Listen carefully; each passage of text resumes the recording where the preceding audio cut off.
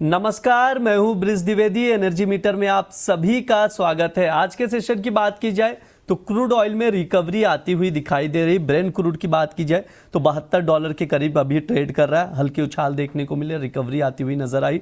WTI crude की बात की जाए तो $70 के करीब करीब का भाव चल रहा है। घरेलू बाजार में अगर आप क्रूड ऑयल के प्राइसेस को देखेंगे तो 6600 के करीब ट्रेड होता हुआ दिखाई दे रहा है। अमेरिका ईरान के बीच इस वीकेंड में हमने देखा वापस से तनावपूर्ण स्थिति देखने को मिली।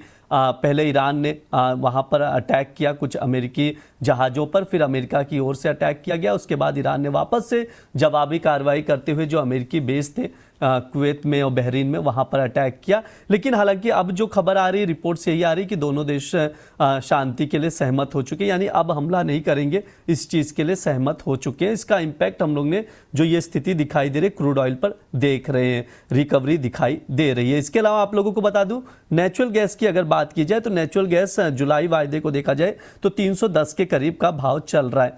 तो ऐसे में ट्रेडर्स के मन में सवाल यही है, क्या रणनीति बनाई जाए क्रूड ऑयल और नेचुरल गैस में, कहां खरीदारी का मौका है, कहां बिकवाली का, समझने की कोशिश करेंगे। हमारे साथ जुड़ रहे हैं पृथ्वी फिनमार्ट के डायरेक्टर और कमोडिटी एंड करेंसी के research head Manoj Jain ji. Sir नमस्कार, स्वागत है आपका द बोनस में।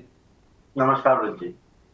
सर सबसे पहले क्रूड पर आपसे व्यू लेंगे, क्या व्यू है, कैसे देख रहे हो क्रूड के मार्केट को, जिस तरह से चीज़ें डेवलप हो रही इस वीकेंड हमने देखा, क्योंकि फ्राइडे भी मार्केट बंद था, उसका भी असर दिखाई दिया, सैटरडे संडे भी वीकेंड था।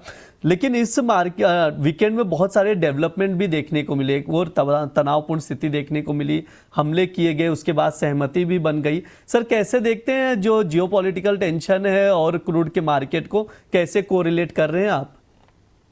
देखिए, कच्चा तेल पिछले सप्ताह लगातार तीसरे सप्ताह गिरावट दिखाता हुआ नजर आया था और कीमतें लगभग 4 महीने के निचले स्तरों पर पहुंची, जो कि यूएस और ईरान के जो वॉर के शुरुआत के पहले के जो रेट थे वहां पे मार्केट एक बार पहुंचता हुआ नजर आया।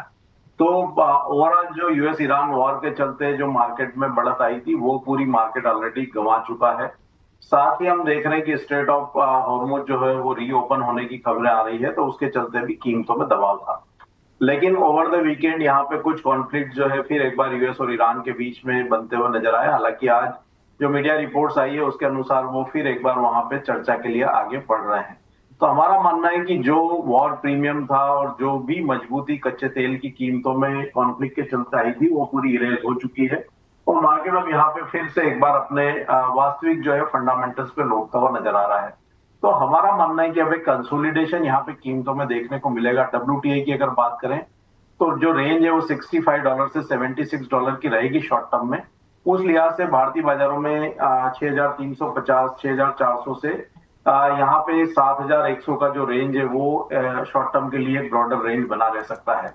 मार्केट ऑलरेडी ओवरसोल्ड जोन में है और जो भी रिस्क प्रीमियम है ऑलरेडी इसमें से निकल चुका है। तो अब यहाँ पे फ्रेश शॉर्ट इन लेवल्स पे करने की सलाह नहीं रहेगी। इनफैक्ट अगर थोड़ा डीप आता है दिन के सत्र में कहीं भी मार्केट 6550 के स्तर के आसपास आता है जुलाई कॉन्ट्रैक्ट MCX, तो वहां पे एक बार बाइंग की जा सकती है। स्टॉप लॉस इसमें 6420 का रखना चाहिए। कीमतें 6800 जो है अगले 1 से 2 सेशन में यहाँ दिखा सकती है।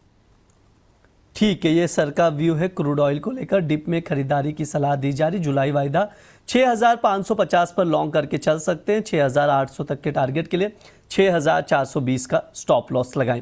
सर नेचुरल गैस पर क्या व्यू है, नेचुरल गैस में क्या रणनीति बनाई जाए? जुलाई वायदा का देखा जाए तो 310 के करीब का भाव चल रहा है, क्या यहाँ से और प्राइजेस ऊपरी स्तरों पर जाएंगे या वापस से गिरावट दिखाई देगी? देखिए, नेचुरल गैस क्लियरली यहाँ पे एक दायरे में और जो रेंज है वो 288 से 322 का बना हुआ है। हमने इनफैक्ट ऊपरी स्तर वहां पे ऑलमोस्ट टेस्ट होते हुए देखे थे गत सप्ताह और वहां से फिर एक मुनाफा वसूली आती हुई नजर आ रही है। तो अगर किसी को शॉर्ट की रणनीति बनानी है तो 320 के आसपास बनानी चाहिए, 324 के स्टॉप लॉस से। नीचे में कीमतें जब भी 300 से 290 के दायरे पे आए मुनाफा वसूली कर लें। लॉन्ग की पोजीशन के लिए वेट करना चाहिए 296 से 290 के रेंज में, वहां पे लॉन्ग की पोजीशन ली जा सकती है 288 के नीचे के स्टॉप लॉस से। और ऊपर में जब भी यहाँ पे कीमतें 320 के आसपास आती है लॉन्ग में मुनाफा वसूली कर ले। तो कुल मिलाकर मार्केट अभी नेचुरल गैस का एक दायरे में है और जो रेंज है भारतीय बाजारों में वो 288 से 322 की है। अगर 288 के नीचे ब्रेकडाउन होता है तो फिर वहां पे गिरावट बढ़ती हुई नजर आएगी। वही मार्केट अगर 322 के ऊपर सस्टेनेबल ब्रेकआउट दे देता है तो फिर हमारा मानना है कि वहां पे 355 के जो स्तर है वो आते हुए नजर आएंगे। तो इस रेंज में ट्रेड करें। ऊपर जब तक मार्केट 322 के स्तर के ऊपर क्लोजिंग बेसिस पर ब्रेकआउट नहीं देता है, ऊपरी स्तरों पर बाय करने से बचने की सलाह रहेगी।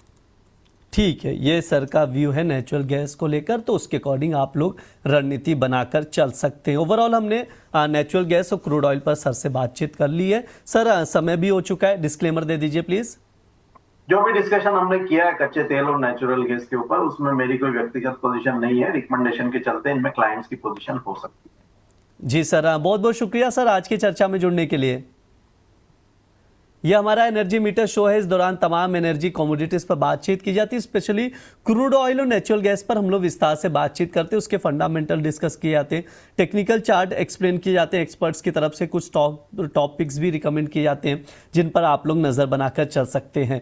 फिलहाल के लिए शो में इतना ही रहेगा, आप लोग बने रहिए द बोनस के साथ। धन्यवाद।